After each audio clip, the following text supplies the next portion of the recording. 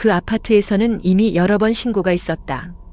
2025년 12월 충남 천안의 한 아파트에서 충격적인 사건이 벌어졌습니다. 40대 남성이 윗집 70대 주민을 흉기로 살해한 사건. 하지만 주민들은 말했습니다.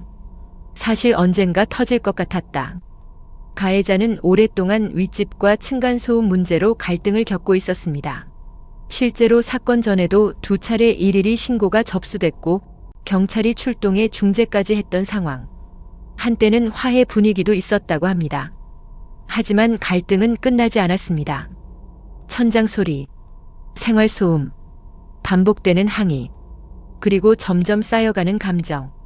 결국 그 아파트 안에서는 서로를 이웃이 아닌 스트레스의 원인으로 보기 시작했습니다.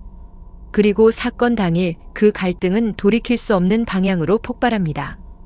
2부에서 이어집니다. 여러분의 구독과 좋아요는 사랑입니다. 그날 윗집에선 무슨 일이 있었나? 사건 당일 가해자는 윗집 공사 소음이 시끄럽다며 직접 찾아간 것으로 알려졌습니다. 처음엔 말다툼이었습니다. 하지만 이미 감정은 오랫동안 누적된 상태였습니다. 고성, 욕설, 그리고 순식간에 흉기가 등장합니다. 놀란 피해자는 급히 관리사무소 쪽으로 도망쳤습니다. 하지만 상황은 거기서 끝나지 않았습니다. 가해자는 차량을 몰고 관리사무소 방향으로 돌진했고 다시 흉기를 휘두른 것으로 조사됐습니다. 순간 아파트 단지는 비명과 신고 전화로 뒤덮였습니다. 주민들은 말했습니다. 정말 영화 같은 일이 벌어졌다. 그런데 사건 이후 더 충격적인 주장들이 나오기 시작합니다. 3부에서 이어집니다. 여러분의 구독과 좋아요는 사랑입니다. 분리 이사까지 요청했다. 사건 이후 피해자 측은 충격적인 주장을 내놓습니다. 수년 동안 지속적인 항의와 위협 때문에 관리사무소에 여러 차례 도움을 요청했다는 겁니다. 심지어 분리 이사를 시켜달라는 요청까지 했다고 주장했습니다. 관리사무소 측도 층간소음위원회를 열고 동호 이동 승인을 진행 중이었다고 설명했습니다. 하지만 결국 갈등은 해결되기 전에 비극으로 끝났습니다. 전문가들은 말합니다. 층간소음 문제는 단순 생활소음이 아니라 장기간 감정 대립으로 변하기 쉽다고, 특히 반복되는 스트레스는 상대방을 점점 제거해야 할 대상처럼 인식하게 만들 수 있다고 분석합니다. 그리고 재판에서 가해자 측은 예상 밖의 주장을 내놓습니다. 4부에서 이어집니다. 여러분의 구독과 좋아요는 사랑입니다.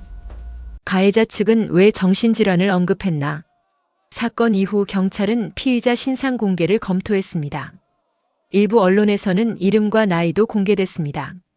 그리고 첫 재판. 가해자 측은 뇌전증 등 정신질환에 따른 심신미약 상태를 주장합니다. 하지만 여론은 크게 흔들렸습니다. 계획적으로 찾아간 거 아니냐? 차량까지 몰고 갔는데 우발적이라고. 특히 주민들은 오랫동안 이어진 갈등과 위협 정황을 언급하며 강한 불안을 드러냈습니다. 전문가들은 설명합니다.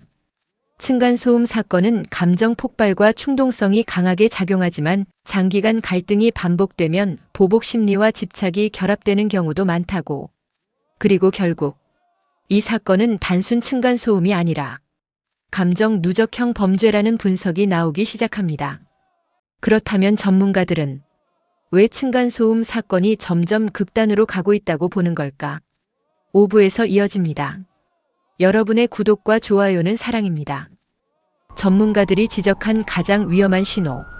전문가들은 말합니다.